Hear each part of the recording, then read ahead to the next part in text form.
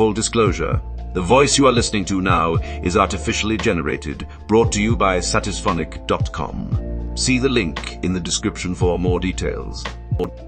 What movie is really sad when told from the villain's perspective? Baby's father in Dirty Dancing. Dude just wants to have a nice family vacation. Right? Heaven forbid he protests against his 17-year-old daughter getting seduced by the 25-year-old resort dance instructor. The dad has to medically treat Johnny's ex-gaff for an infection after a botched abortion. Of course, he doesn't want his daughter around getting involved. Worse, he wasn't just a dance instructor. The dialogue implies he's banging hot moms for money while giving private dance lessons. Not implied, it was flat out stated. Anyone over the age of like 25 completely understands the father's perspective. I recently re-watched The Little Mermaid and, well, let's just say I was rooting for her father, rather than the 16-year-old wanting to elope with a person she saw for like a minute. That said, Triton doesn't really handle the situation well. Same with Peter Pan. The father is worried about his daughter being kidnapped by a strange boy, and he's absolutely right to be. You should read the book. It's amazing and beautifully surreal. I'm convinced the entire book is about Wendy's father. He's also not wrong because Peter Pan is a villain. In the book, it's explained he murders the lost boys who get too old, and Hook was merely the first to escape. I remember this from early on. Only Peter doesn't age. Everybody else gets taken on a flight before Tink gives them the old 1,500-foot goodbye. Ariel, I'm 16. I'm not a child anymore. 7-year Jello. Yeah, she's basically a grown-up. Don't be mean, Triton. 41-year Jello. She is absolutely a child, and I wonder if my parents thought that line was as ridiculous as I find it now, when we watched it 30 years ago. But Daddy, I love him. Shit makes me cringe now every time. No. Baby's father is a hero of the movie. He saves the life of the girl that got a bad back alley abortion, takes his family on a nice vacations protective of his daughter. When faced with the truth about the stricken girl, he apologizes to Johnny. The economic class system is the real villain in this flick. The help at the resort are not as human as the paying guests. I was just a teen when I first saw that movie in the theater, and the scene where the father apologizes to Johnny was a core memory moment. Admit when you're wrong. For some reason, it stuck with me and shaped how I handle moments like that. Mrs. Doubtfire, because imagine how scared Pierce Brosnan was when Mrs. Doubtfire tried to kill him with pepper. The classic 90s trope where the new partner is actually a lovely person whose life gets destroyed so the exes can get back together. Edit.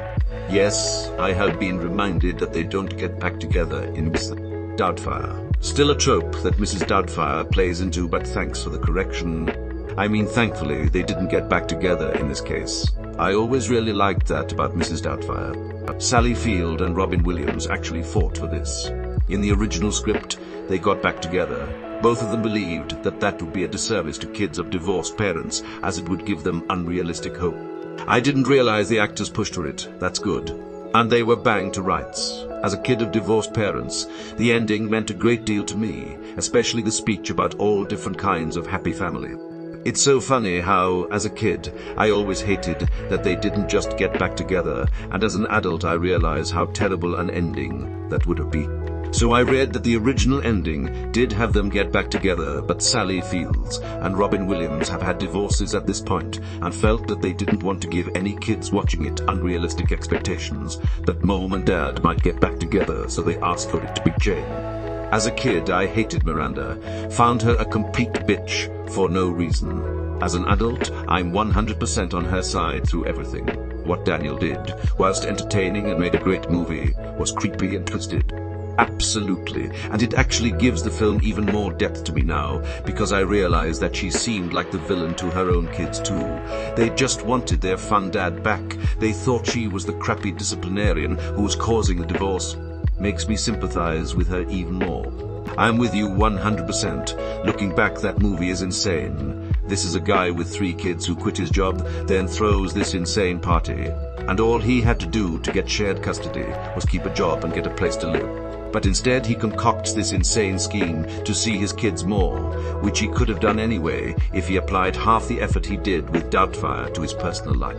I think a lot of 80s and early 90s family dramas, TV and movies, were a response to the existential dread of no-fault divorce. You had just so many sitcoms about single dads, raising kids and ex-spouses, where our main character was a classically macho man who was replaced with a sweater-wearing dweeby. I think Mrs. Doubtfire helped kill this trend by making Robin Williams' character a very broken and problematic person.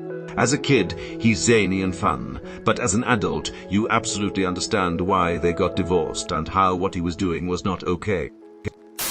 If you think about it, most romance movies that center on the main character being in love with a person in a relationship, the villain is a person acting defensive and jealous because the main character keeps trying to make moves on their partner and their partner allows it.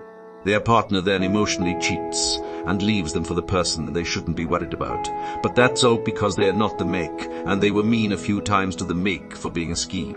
This is similar to Carrie Elwes' perspective in Liar Liar 2. You've had a legitimate, mostly positive relationship with your girlfriend, and are now at the point where you're trying to get to know her son. There's a lot of trust invested by this point. You've accepted that her ex-husband is an important part of her life and are happy with the arrangement of her son dividing time between you and his biological father.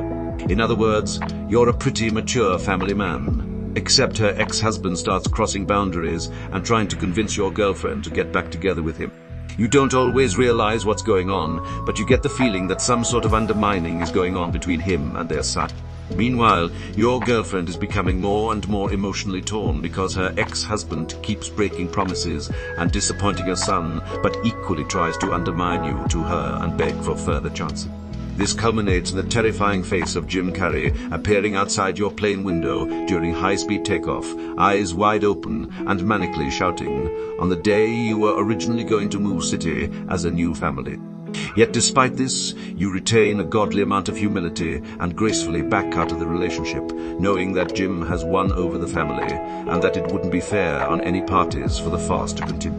Yeah, Carrie Elwes is intentionally goofy at times and jumped the gun on the relationship, but the man is a bit of a saint at putting up with that. This is the plot of every Hallmark movie. The original boyfriend has a good job, but he's always busy and on his phone. His fiancée then leaves him for a nice guy that just moved to town, and her family loves him. Cough, the B movie, cough. Austin Powers. Dr. Evil's upbringing is tragic. The details of my life are quite inconsequential. My father was a relentlessly self-improving boulangerie owner from Belgium with low-grade narcolepsy and a penchant for buggery. My mother was a 15-year-old French prostitute named Chloe with webbed feet. My father would womanize. He would drink. He would make outrageous claims like he invented the question mark. Sometimes he would accuse chestnuts of being lazy, the sort of general malaise that only the genius possess and the insane lament. My childhood was typical. Summers in Rangoon, luge lessons. In the spring, we'd make meat helmets. When I was insolent, I was placed in a burlap bag and beaten with reeds. Pretty standard, really. At the age of 12, I received my first scribe. At the age of 14, a Zoroastrian named Vilma ritualistically shaved my testicles. There really is nothing like a shorn scrotum. It's breathtaking. I suggest you try it. I've not seen that movie that many times, and I probably haven't seen it in at least a decade, but I feel like I know particular enunciation and facial expression in that monologue. It's so good. Orc, hear me out. Richard from Crocodile Dundee. You're Richard, Sue's boyfriend and boss. Okay, off to a great start. Your girlfriend Sue insists on doing a human interest piece on some dude. You're like, come home, I miss you. And she's like, just this one more story. And you're like, okay, you're the best. So she goes off to find Michael J. Crocodile Dundee. Within 48 hours of meeting Mick, she's making out with him. You, Richard, have no idea. But it's got to be suspicious that she begs to bring him back to Nice. It's immediately apparent what's going on. Sue is basically drooling over Mick. She's parading him around the upper crust of New York society. They're having some moments. She even fucking invites him to the first date the two of you have had since she got back. You're understandably salty about this, and you get punched out for it. Feeling desperate to save your relationship, you throw a Hail Mary. While visiting her family, which you're on great terms with, you propose. She says, yes, crisis averted. Until the next day when she takes it back and chases Mick into the subway to tell him she loves him. It's been like a week since the two of them met. And you know the worst part? You, Richard, paid for all of this to happen. This whole thing went down on the newspaper's dime. And the second worst part? You're still Sue's boss. You'll be seeing her at the office on Monday. You have less than 24 hours to pull yourself together. Richard got cheated on, villainized and broken up with in the coldest way. His only crime was not being happy about it. He's not the bad guy in this story. Suey is the bad guy in Crocodile Dundee. Thank you for attending my TED Talk. It's been a minute since I last saw that film, but that definitely changes my perspective on Crocodile Dundee being a good guy. Mick is a bit of an asshole on his own, sexually assaulted 2 people, knocked Richard out, etc. But to be fair, he read the situation correctly. Sue wanted to bang him bad. She brought him along to Nice to sort her, just hang out in the wings until she could take care of her current situation. And he only decided to bail after she had accepted Richard's proposal. You know that Sue and Richard had sex that night. Mick must have felt pretty damn stupid at that point. It sorta makes you wonder why Sue and Bob, her ex-husband who dies in the first scene of Crocodile Dundee, got divorced. Girl got some skeleton. Prince Nuada from Hellboy, the Golden Army. He's the prince of a dying race of Fae, has to see his father lead his kind into darkness and obscurity, and then see humanity tear down everything he loved for their own greed expansion. His speech about how the world will never see the likes of the elemental forest god was heartbreaking. Demon, what are you waiting for? This is what you want, isn't it? Look at it. Look at it. The last of its kind. Like you and I, if you destroy it, the world will never see its kind again. You have more in common with us than with them. God, in that moment, I would have given anything for Hellboy to save the monster. Screw the city. Forgot whatever they were fighting about. I just wanted him to protect the old forest god. For the fact that they seem sort of cheesy on a surface level, those movies actually really pack a punch. Love the art and designs. The characters are goofy but sort of grounded. I'm sad they rebooted it, rather than continue with Ron Perlman. John Hurt killed it too. There are things that go bum in the night. We are the ones who bump back. They seem sort of cheesy on a surface level. Those movies actually really pack a punch. Oh, I see you're familiar with the work of Guillermo del Toro. Seriously, this dude had me crying about giant robots fighting kaiju. He deservedly won an Oscar for doing The Little Mermaid in a secret government facility. Even Mimic was an endearing thriller about how fucked up bugs are.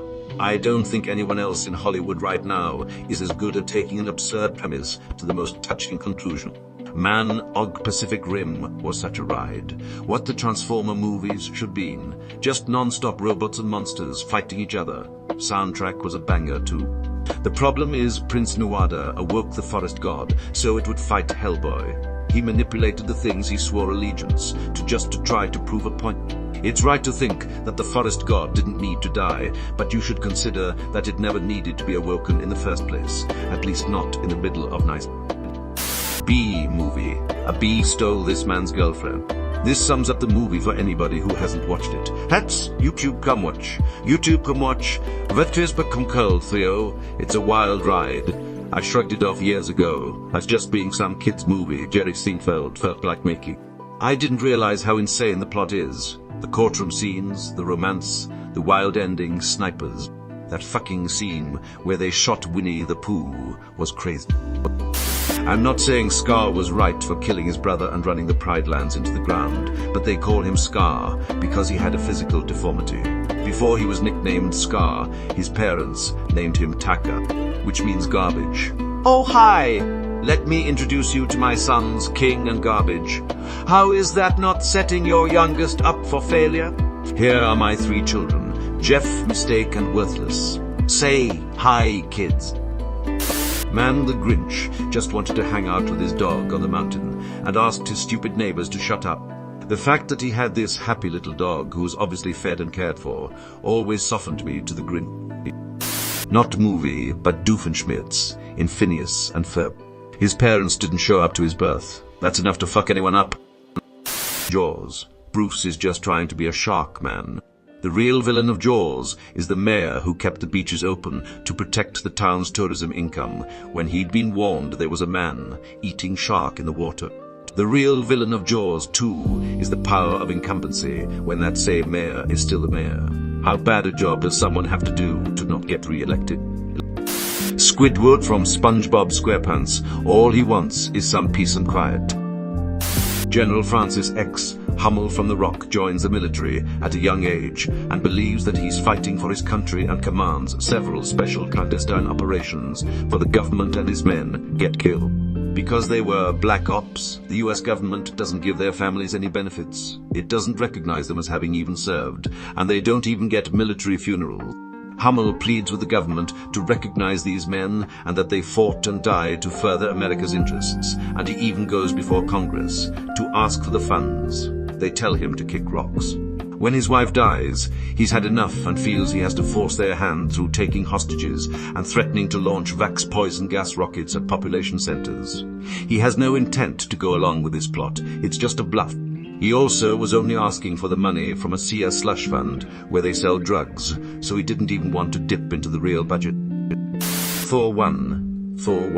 Loki loses everything, finds out his whole life is a lie, even his skin is a lie. The people who he was supposed to trust the most, his parents, betrayed him about who he was and brought him up in a society that thought his real race were disgusting savage monsters, to the point that he thought it was okay to try and kill them all. And in the middle of having a mental breakdown, his dad goes into a coma, while his mom is emotionally unavailable to give him any support because she's busy watching the dad, and his friends betray him to go help his brother on Earth, so he is completely isolated, with no support system, undergoing the worst crisis of his life, and goes off the rails, to the point of committing suicide because he realized no matter what he did, he could never gain the approval of his father, or belong there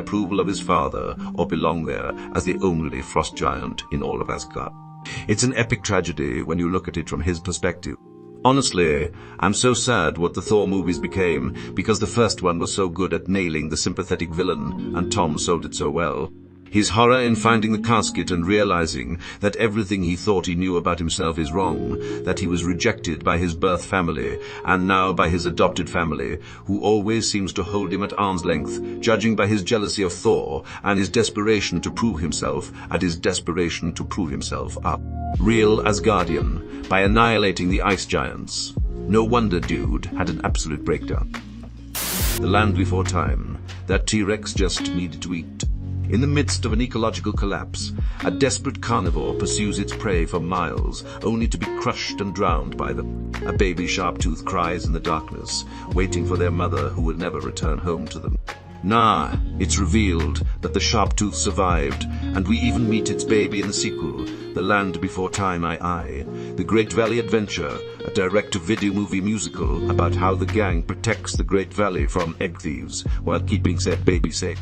We even see the baby, named Chomper, reunite with his parents in the climax. Sound of Music. Not the Nazis, obviously, but the Baroness. Imagine you're a wealthy, savvy, child-free woman, open-minded enough to date a sulking widower with 1 billion children he ignores in favor of travel and partying. In other words, your lifestyle. You're not into kids, but you try to be a presence in their lives when he finally deigns to introduce you to them. Same time he announces that he's marrying you, so he's a super great father. You put on a cheerful face anyway, and when it's apparent the kids hate you, you are a stranger after all. Moo, you consider sending them to boarding school, where they might benefit from, say, structure and attention and schooling that they are not getting at home from their fatherless rotating nanny. Then the super virginal younger au pair moves in, and your boyfriend suddenly decides he is totally into being father of the year again after his Austrian Rumspringa, and dumps you. As I recall, the boarding school was also in Switzerland, and this was right at the cusp of a we. The kids wouldn't have had to flee the Alps on foot if they'd been safely out of the country before that. Teps, Newby McSweeney's, Net Articlesi, regret to inform you that my wedding to Captain Von Trapp has been cancelled. I think it would have been particularly helpful for the eldest daughter, who seems intent on losing her virginity to the mailman. You'll also be glad to know I have retained custody of the captain's hard-drinking gay friend, Max. Amazing. There's a ton of movies like that, where it's just perspective of the protagonists. Look at The Lion King. Timon and Pumbaa have the happiest, most chill song ever, Hakuna Matata. But who are those two characters in the movie A Bug's Life? They'd be the evil creatures, wiping out entire towns of bugs in a single meal. Any carnivore that's the bad guy because he wants to eat is the heroic protagonist in a different movie that just downplays his diet. Edit. You even see humans as the bad guys plenty of times in movies about farm animals, which is pretty odd in a way to portray the very people watching the movie as the bad guy. They probably ate chicken or pork that same day that they are worried about the chickens and pigs on screen and hoping they get away from those evil humans. Kato from the Hunger Games. He's been brainwashed to believe that the games are an honor. He's trained his whole life, but then he gets into the arena and it's a lot of killing and awfulness. Then he loses, dies a long death, and all his preparation and fanboying isn't worth anything. I just reread the book and his death is far more horrific than the movie. He doesn't spend a few moments getting eaten before Katniss Mercy kills him. He has armor on protecting his vital organs. He spent the whole night getting torn apart slowly before Katniss can get a glimpse of an unarmored part of him to put down. Thank you for bringing up the Hunger Games. The movies didn't do the careers justice, Imo. They were children indoctrinated into a system that glorified slaughtering other children your age. Kato learned at the end that he was just another victim, another lamb to the slaughter, made into entertainment and spectacle for the enjoyment of capital citizens. He was a ruthless boy, but he was still just a boy. The books treat him better, Imo. He's a swaggering, cocky teenager, but he's still a child and a victim, and both the book and the main character recognized it, even if both knew he had to die. All of the tributes are surprisingly complex in a book about child murder. The bad people in us just want to live on the surface. Not only that, her life was stolen by the other chick. I'm pretty sure they came on the surface just to kill their originals. There wasn't really anything stopping them from just heading upstairs and opening a taco stand or something. Les Miserables. Javert was born inside a jail, and we see repeatedly how unforgiving Paris is to children without a support system and the destitute. He miraculously manages to work his way from that to a respectable middle-class job. And that's before Jean Valjean shows up and becomes the greatest failure of his career, eventually driving him to suicide. I don't know if reading The Brick Colors, my opinion of the movie a musical, but I feel that Javert is highly misunderstood as a character. In a way, he's also a victim of the time. Like you mentioned, he was born in jail, was part of a marginalized people, and rose in the ranks of the law enforcers. Where could I read The Brick? No. Javert keeps only finding Valjean after he's just saved a man from being crushed to death, or refusing to let someone else face the prison system in his place, or bringing groceries to the elderly, or saving penguins from the penguin juicing machine of Macquarie Island. And his only concern is enforcing the letter of the law. He goes completely unhinged when he finally realizes that criminals can reform and be a net benefit to society. Javert is even the villain in his own story.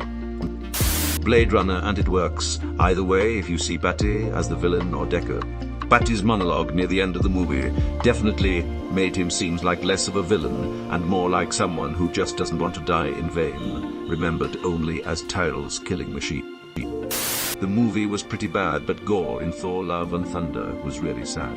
I know it's common knowledge, but they wasted him. Like seriously, completely wasted what could have been a great villain. A gore revenge movie slaying gods one by one sounds like it would have been a great movie. It makes for a couple of pretty good games too. Bald, pale guy with face tattoo, wielding a cursed weapon makes war on the very gods by whom he feels betrayed. Also, his daughter died. And let's call it War God. As a dad, who wouldn't be like that? This was my first thought too. Yeah, I was on board with his god killing agenda. I wish there was some actual god killing in that movie. Meet the Robinsons. They all hated me. Hey, Goob, you wanna hang out at my house after school? Hi, Goob, boo, binder. Yeah, I was on board with his god killing agenda. I wish there was some actual god killing in that movie. I've seen things you people wouldn't believe. Attack ships on fire off the shoulder of Orion. I watched sea beams glitter in the dark near the Tannhauser Gate. All those moments will be lost in time, like tears in rain. Time to die? Haps. You, Bino Aspion X. Hast du, Bino Aspion X Avenue. Saidaku Maniumgux. Alien. Just trying to raise some kids. Billy Madison. Eric Gordon might have been an asshole, but he devoted years of his life working for Madison Hotels, working his way up to become the boss's right-hand man, only for the boss's right-hand man, only for the boss's idiot son to take over because he managed to get a basic education. Would the villain not be, though? That might be an interesting viewpoint. Titanic, imagine. You are just chilling in the ocean, and a big boat comes and hits you, and the boat gets all the attention.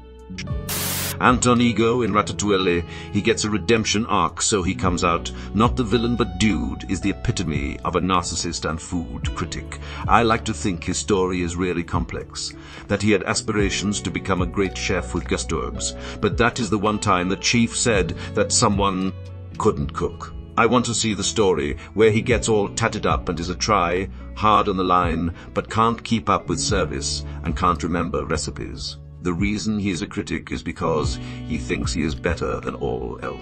The reason he is in turtlenecks is to hide his throat ink. It'd be such a good story. Editing to clarify.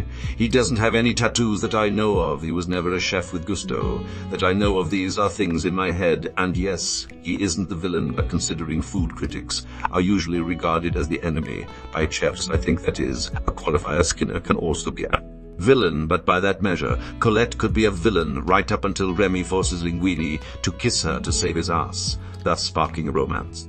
She would likely push the poor kid to quitting, and her chip on the shoulder about how she earned her place isn't far off from Ego's thought that not anyone can cook.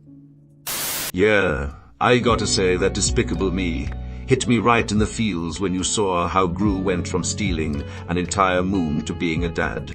Who knew little yellow minions could make such an impact? Of all 10 would ugly cry again. Spider-Man 3.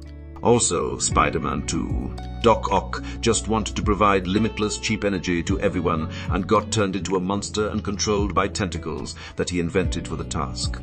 Lost his wife to his own failed experiment. And then committed crime to redo the experiment, only to abjectly fail again and have to take one for the tram to put things right. Edit.